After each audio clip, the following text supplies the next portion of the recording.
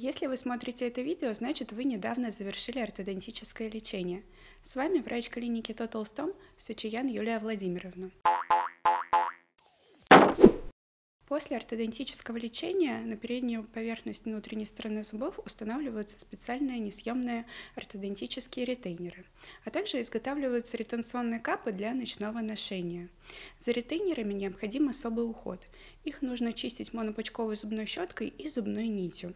Ретенционные капы надеваем на ночь на чистые зубы. Капы чистим обычно зубной щеткой с неабразивной пастой, либо моем с мылом под водой комнатной температуры.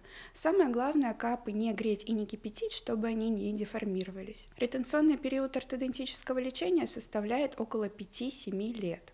Необходимо приходить раз в 6-12 месяцев на контрольные осмотры к врачу-стоматологу. При отклейке ретейнера или изменении положения зубов необходимо срочно обратиться к врачу-ортодонту.